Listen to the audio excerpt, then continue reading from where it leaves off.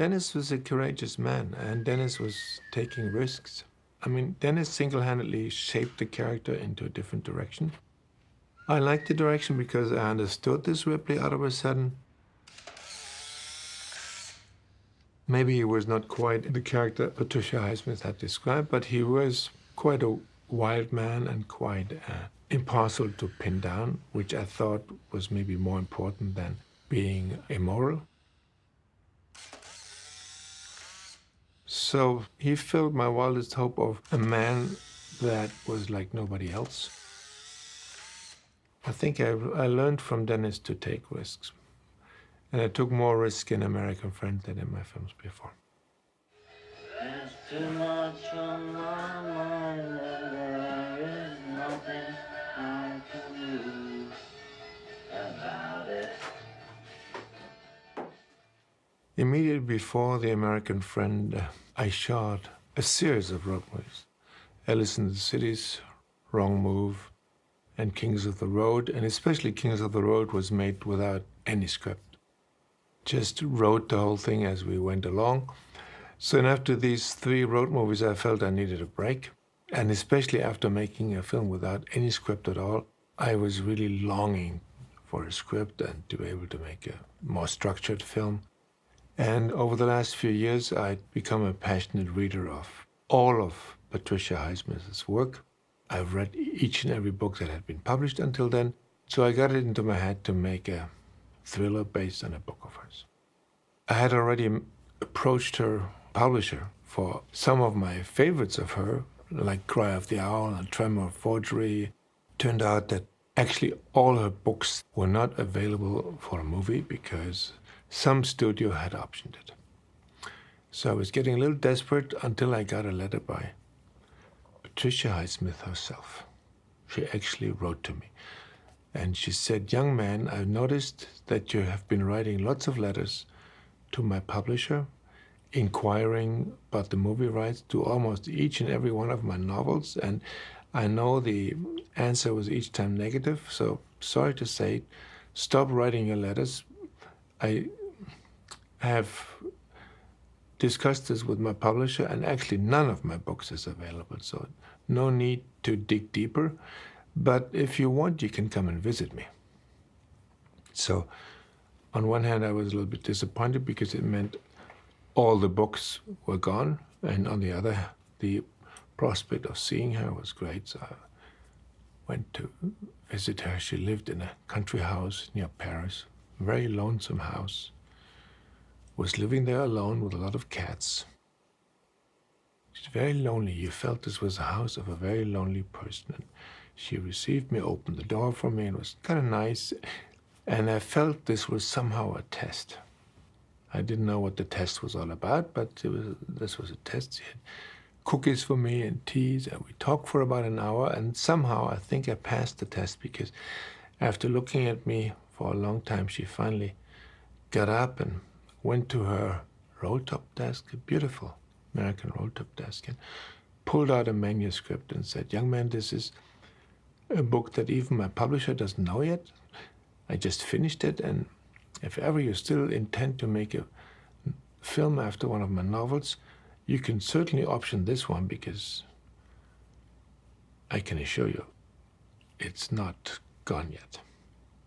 And she gave me a copy of the manuscript of Ripley's Game. I was very excited. I read the book on the train ride back and sent her a telegram the next morning. Yes, I want to option it. And that was the beginning of what was then going to become The American Friend. And my script was, for the longest time, entitled Framed.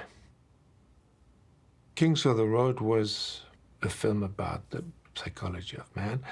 It was very much a film about men that turned out not to be heroes, and a film that tried to sort of reimagine how to represent men in a movie. And she knew a lot about men. And I felt that her brutally honest look at man was something that I could relate to. It was not at all a female look at man. It was a very surgical look. I mean, she was looking through this character of Ripley and all the other characters in the book like they were an open book to her. And I loved the idea that a film would take place in at least 3 countries and be bilingual. I just changed one major thing because I didn't want to shoot it in French. I reversed everything and I put the bulk of the story to Hamburg and made Jonathan travel to Paris instead of the other way around. So that was an entire reversal of the locations of the film. But other than that, I quite followed the storyline and respected it a lot and followed some of her dialogue. But then again, as we shot a lot of it in German, I used the English dialogue for the scenes with Ripley and Jonathan, and some of the German dialogue I had to make up myself. Ripley was a pretty amazing guy, very amoral, without any scruples, and I didn't know anybody like that. I didn't actually know how to handle this character, but I mean, I was attracted to the idea that I could cast Ripley in a way that would help me to understand him. So whoever was going to play Ripley, I felt also needed to fill the hole that in my imagination, I couldn't reach out to a man that ruthless and that vicious. So I was hoping that the actor who I would then find would fill it, the part, so I could relate to it. So the casting was of paramount importance for me in order to get a handle on the character of Ripley. And I first approached John Cassavetes. I thought he could give me an idea what the soul of this man was all about. And I spoke to John, and John declined it because of several reasons. He had a movie project and also health reasons and stuff. And he suggested that I should look at Dennis Hopper. The idea hadn't come to me. And at first I was kind of surprised. And then I saw the relevance of it. And I saw that John had not just tried to get rid of me, but actually had seriously thought about it. And I then managed to find Dennis in Paris, of all places, because he was traveling through Europe. And there I was meeting Dennis in a fancy restaurant in Montparnasse, like you would imagine, with a cowboy hat and cowboy boots and in a jolly good mood. And he was in great shape and read the script, and we had a talk, and I felt, yes, this man could become Tom Ripley, and with the help of Dennis, I could turn this character into something quite unique. And Dennis had that sort of mysterious quality that you might think would be vicious or bad. So I felt he had it in him, and we shook hands on it, and then I didn't see him again until the movie started.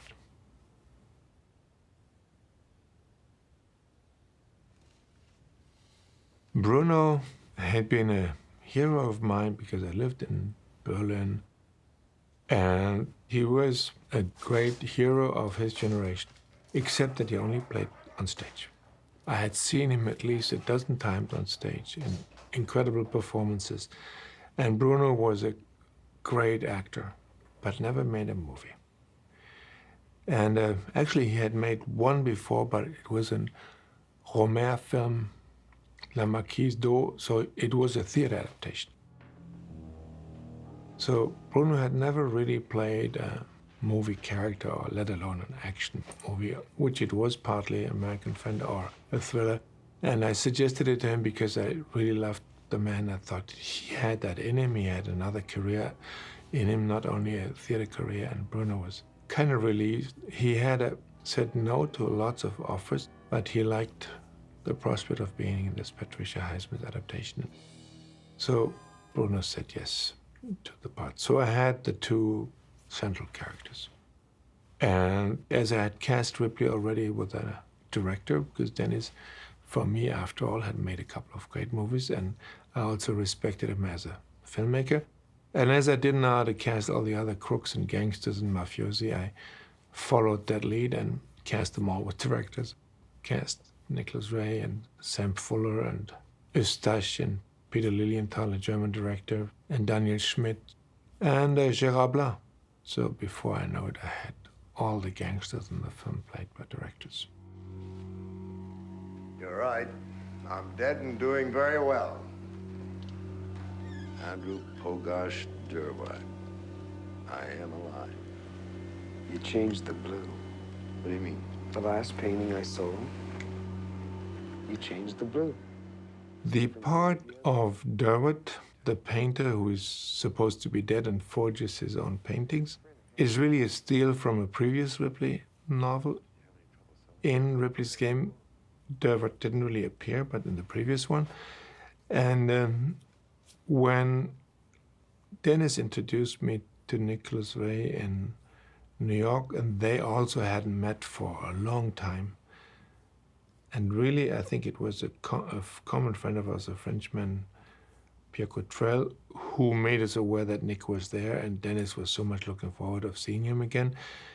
And I think he hadn't really met him after Rebel Without a Cause. So that reunion, I was there, and Nicholas was such a marvelous appearance, such an elegant, tall, skinny, intelligent, funny man who was in dire straits. And the first day I met him, he was in court because he owed his rent for several months. So I realized Nicholas Ray needed money very badly.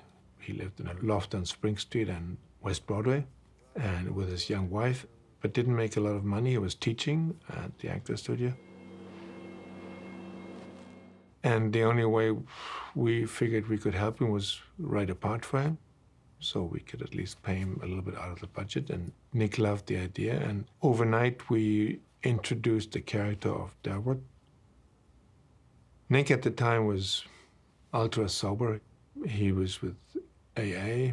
He had his meetings every day, and he was sober for more than 10 years. And he still suffered from the fact that in the eyes of the American public, he was still remembered as the drunk who was cast out of Hollywood. But he was the opposite of that. He was stone sober and brilliant and funny and very capable. I saw some of the classes he did at the actor studios, and they were the most mind-blowing acting classes I'd ever seen. So we wrote his part overnight and then shot a few days with Nicholas. Let me love you for your money. I'm confused. Close the doors, they'll come in through the windows. And we became good friends, and Dennis and Nicholas loved to play their scenes together. A little older, a little more confused. I actually even introduced Sam Fuller and Nick Ray to each other, because Sam had also had one day of shooting in New York, and the two of them, believe it or not, had never met in their lives. And it was funny to see these two giants shake hands, and they were aware of each other's films, but they never met in person. That was quite a day.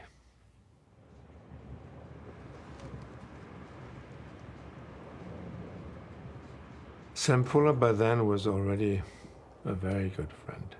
Sam had single-handedly helped me to actually make Alice in the Cities. I had met Sam in the early 70s in Cologne. He had shot a film for German television, Dead Pigeon on Beethoven Street. I was at the time still working as a critic, and one of the few interviews I ever did was an interview with Sam Fuller in his editing room in Cologne. Quite an amazing interview in this very, very smoky editing room, because I think he smoked 2 cigars while we were doing the interview. And at the end of the interview, Sam had given me his address and said, if ever you come to Los Angeles, young man, give me a call. 2 years later, I did give him a call. I was in Los Angeles for the first time in my life and had just abandoned the shoot of Alice in the Cities because I had just seen a press screening of Paper Moon and was under the impression that my movie had already been shot, and the similarities between Paper Moon and the script that I had then of Alice in the Cities was so overwhelming that I had called the production in Germany and said, I can't make the film anymore. I just seen Peter Bogdanovic's Paper Moon, and the story is so similar. Forget it, I can't make the movie anymore. And was sort of shell-shocked. And Sam, when I visited him in Los Angeles, felt that something was wrong and had asked me, what is it? My boy, you seem troubled. And I said, well, I just canceled a movie. And he said, "What? You did what? You canceled the film? Was it financed?" I said, "Yes." "Are you an idiot? You have the money for the movie and you're not making it because somebody made something that looked a little bit like it?" And it turned out that he had seen Paper Moon and that he'd actually helped Peter Bogdanovich in the editing, I think. And so he knew it, and he asked me to tell him my story of Alice in the Cities. And I just barely told him the first 2 lines of what was my script then, and he interrupted me already.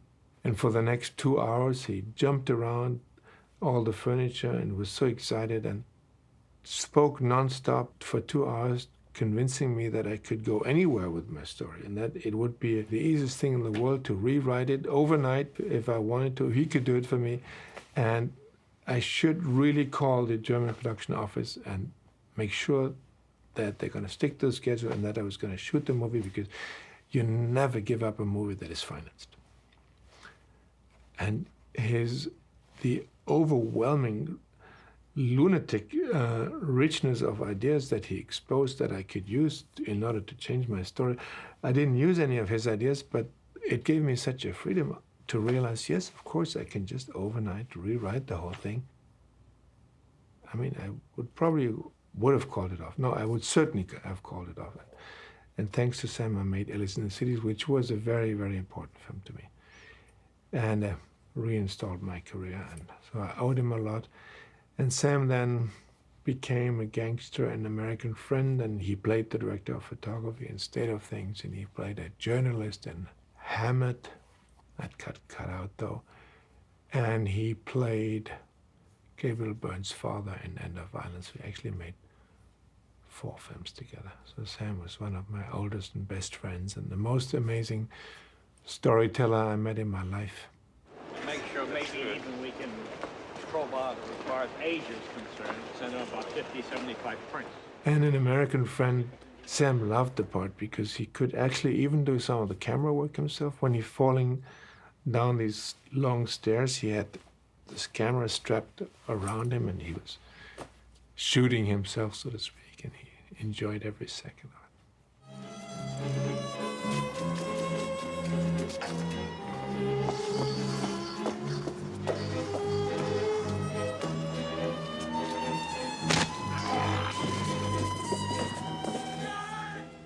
It was obvious when we worked with him. He himself had never done more than 1 shot. He hated to do 2 shots of the same thing. Even if I wanted to do a take twice, he asked me, "You really need that again?" He loved shooting things once. And there's so much about it. There's so much. If you really use your first takes all the time, the film has a different feeling. And quite often with Sam, I only did 1 take because I realized it's not going to get better. May I introduce Mr. Ripley, Mr. Winter? Herr Zimmermann. Yeah, I've heard of you. Let's go ahead. The 2 acting styles were at first totally incompatible. I have to say it as brutally as this, they were incompatible. Bruno had prepared himself really meticulously. This was his first movie, so he had thought a lot about it. He knew his entire part by heart. He knew every gesture. He knew every motive. He knew the character he was playing. Bruno was utterly prepared, and he was great. And as Dennis was late, he was shooting something, and I didn't quite know what it was, in the Philippines. So we had to shoot almost 2 weeks without Dennis already, and did have to shoot a lot of Bruno alone with his family in his workshop. And Bruno had his part down pat and was looking forward to finally meeting this Ripley. And one day I went to the airport to pick up Dennis, who flew in from Manila. And little did I know what he had been doing there. The agency had really let me in on anything, so all I knew, he had had a long shoot in the Philippines. And then Dennis came out of the plane with 5 cameras dangling around his neck and a cowboy hat, with a cigarette in his mouth. And he was stoned as hell. He didn't recognize me. He walked by me and I had to stop him. He actually didn't quite know why he was in Hamburg and who I was and what this whole thing was all about. Dennis was out of his mind. I slowly found out that the 5 cameras around his neck and the short pants and the whole outfit was his wardrobe from Apocalypse Now. And I slowly realized he was still in character. Whatever character he had been playing, he was still in it. And he was on every drug that man had ever invented. So he was in no shape to start a movie. So we first had to take him to the Tropical Institute in order to take care of these open wounds he had on his legs that were infected. I gathered from his reports that he'd been living with the Indians in the jungle and that the shoot had been pretty crazy and that he had been the craziest of them all and that he'd shot with Marlon Brando and God knows what. Anyway, I realized we had to get him down first. I had to get him off that thing.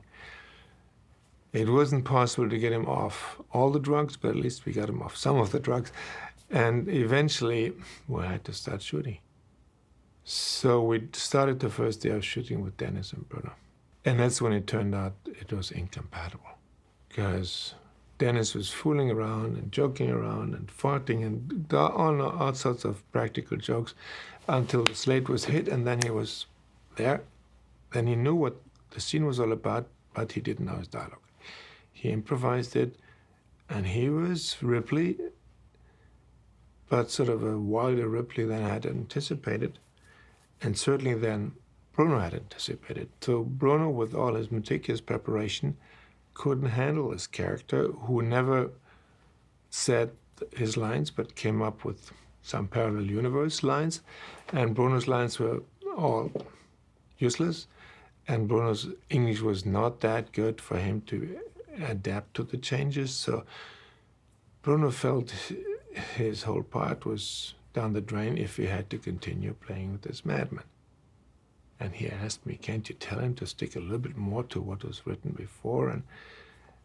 And I spoke to Dennis, but Dennis was unable to remember his dialogue and continued in that vein. And the second day started again like the first day. Bruno very prepared and serious, and Dennis laughing and joking and not taking anything seriously. And then we started that shoot, and in the middle of the first take, Bruno was so appalled that he hit Dennis on the chin. Just like that, out of the blue, bang, he hit Dennis in the face, and Dennis, without a split second of hesitation, answered with a blow into Bruno's face and hit Bruno on the nose, and Bruno was bleeding, and before I knew it, they were both on the floor, fighting like cats, and blood all over, and it was a disaster. I mean, I still had the shot where they hit each other and then fall to the ground. It was clear that was the end of the day of shooting, with all the blood and the nose bleeding and the two of them fighting like that. We pulled them apart, and I was so furious I just let them go. And I saw from the corner of the eyes that they ran out the door together. And I said, let them go, let them fight it out in the yard, whatever. I didn't give a flying something. So we called it a day, and they were gone. They didn't come back to the hotel. I stayed up very late at night because I was worried. They were gone. They didn't come back. Next morning, they came to the set, arm in arm, drunk as hell. They had spent the entire night at the Reeperbahn in Hamburg. They were now the best of friends, but again in no shape to shoot. We lost another day. And from the next day on, everything was different. Dennis came in the evening, knocked at my door. Can we go through the dialogue, Wim? Can we talk over the scene? And Dennis wanted to prepare himself and actually learn his lines. And Bruno, when I slipped my pages under his door, said, oh no, come on. I'll wing it tomorrow. And they started adapting each other's style and learning from each other. And that made for a chemistry that really changed the script considerably. I liked it. I liked what I saw happening, and I used the friendship and I used the affinity they had for each other. And that's how a film called Freund became a film called The American Friend. And Dennis afterwards always referred to the film as, and to Bruno and me as having saved his life. And he was suicidal, I must say. When he stepped off that plane, Dennis was asking for it. And he referred to me as his St. Bernard who has saved him. I don't know why he always called me his St. Bernard, because I think that's the dogs who save people out of avalanches. And I never liked the image so much because I think he had in mind that these dogs also carried a bottle of cognac, which was still his last drug of choice. With Robbie Miller, my cameraman, and I, after having shot the Road trilogy before and 3 movies on the road, we meticulously prepared for American Friend and really storyboarded some of it, not all of it, but some of it.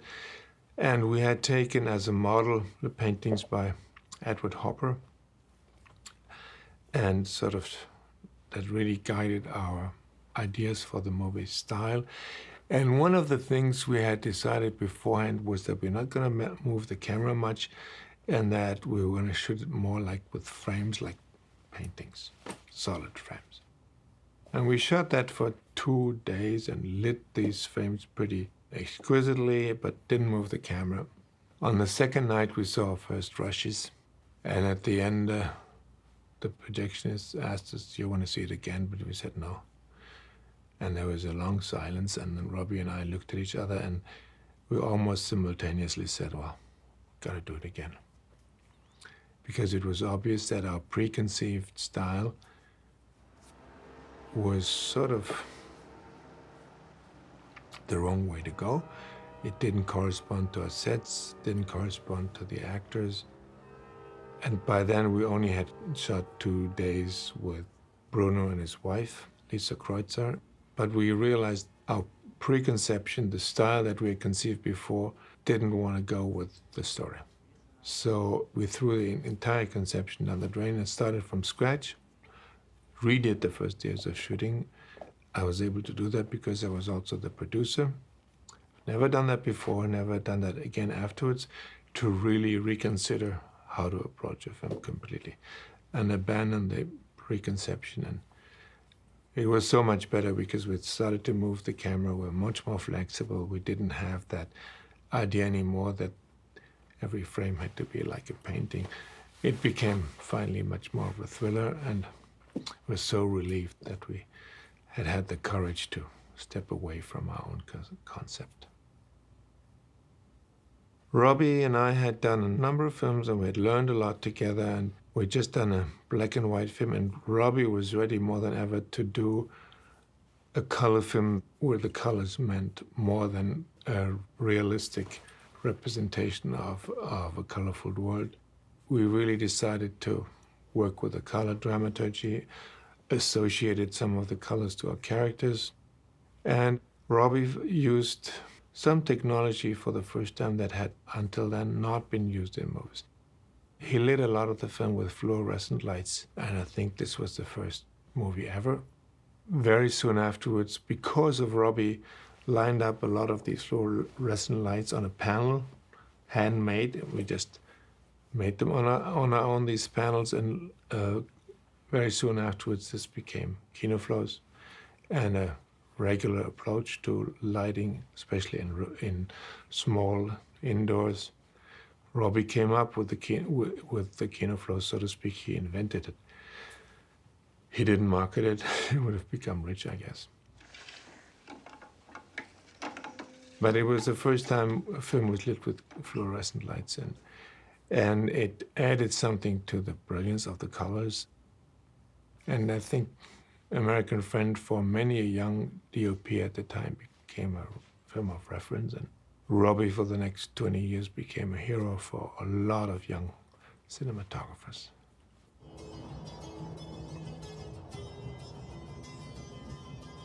It's a long sequence that takes place in the train.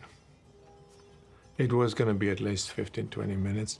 So shooting it on a real train was out of the question, because you'd never have continuity with all this action and these murders taking place in the train and these chase sequences in the train. So no way to shoot this in a real train. So we had to face the fact that we would have to shoot most of it on stage. On stage, at the time, meant back projection, because green screen or blue screen was still not quite as good. Back projection was still the technology of choice. So we had to rebuild the train on stage and shoot plates of landscapes going by. But still the question of continuity was tremendous, because even if you have plates, you wanted to have the same light, you wanted to go through the same landscape.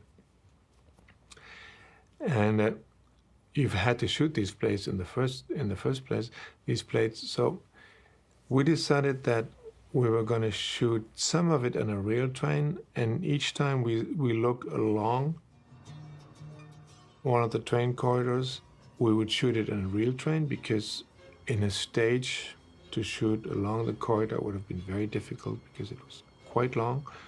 Like some of them were like, say, 80 feet long and had a dozen windows. So in a stage, the back projection would have been gigantic to cover this. So we decided that everything that was looking along the corridors, we would shoot in a real train. And that each time we would be shooting in a corridor, we would have two cameras shooting to both of the windows. So each time we had the corresponding coverage for the back projection. And we then made a storyboard of the entire train sequence, and that was 180 shots and quite fast cutting. And it was a huge puzzle to then first shoot everything that was going vertically and all through the entire 20 minutes. And then at the end of it was only one train ride, and we shot like maniacs from leaving with the train in Hamburg to arriving in Munich. And then a week later we were in the studio, we had the plates, and now we did all the compartments and all the horizontal shots, so to speak. And that was again like clockwork. We had like 150 shots to do in a weekend. And all of them with back projection. And Robbie invented a whole machinery of lights going by. And we had to rock the compartments, and a lot of electricians just doing effects of flickering lights, and we have found a way of having poles go by. It was a whole orchestration of effects. And as we could always look at the vertical shots that were done already before we shot the corresponding horizontal shot, it then matched really fabulously. And Robbie was quite proud. I don't think anybody had ever shot such a complicated long train sequence, and that was Robbie's masterpiece. I was so proud of the film, and it was accepted for the Cannes Film Festival. And of course, Patricia Highsmith had to see it. And she was the first to see it. With my very first print, I showed it to her in a screening room in Paris. And she was silent. And when the film was over, still silent. Didn't say much, shook her hands, shook her head. Didn't seem to like it. Was disappointed and left. Ugh. Didn't say anything. She was confused. I was very disappointed, because she was the only person that I needed to like the film. She didn't like it. That was a hard thing to swallow. The film went on to Cannes, had a lot of critical acclaim. And a few months later, the film was already playing in Paris. I got another letter by Patricia Highsmith, and I was very scared when I opened it, because my last impression of her was that she had not liked the film. So I opened the letter, and there it was. She said she went to the movie again when it came out in Paris. She felt she hadn't done it justice when she first saw it, because Dennis Hopper had sort of not at all corresponded to how she had envisioned Ripley. And she was confused by the fact that I had turned all this story around and everything that was in Paris was in Hamburg. So she said I was utterly confused. And I'm sorry that I made you suffer and gave you the idea that I didn't like it. When I saw it again, I loved it, and I think it's the best Ripley I've ever seen on the screen. So that was a big thing. That was a big thing. That letter was hanging over my desk for the longest time. The film then came out very soon in theaters, great reviews. First film of mine that was actually sold in the world, even to America. Dan Talbot took it on with New Yorker films. The films until then, yes, they were distributed in a couple of countries, but it was very limited art house releases. And American Friend was the first film of mine that had real distribution. And in New York, it was playing at the New Yorker cinema. It had lines around the block. That was the first time that had ever happened to me. And then, of course, American Friend was what got me to the attention of Francis Ford Coppola, and he invited me because of American Friend to come to San Francisco to talk with him about a film called Hammett. So the film really got me to Hollywood, and that's what more can a film do? At least that's what I thought as a cocky young director. The greatest thing you can achieve with a film is that you get a call from Hollywood, right? Little did I know.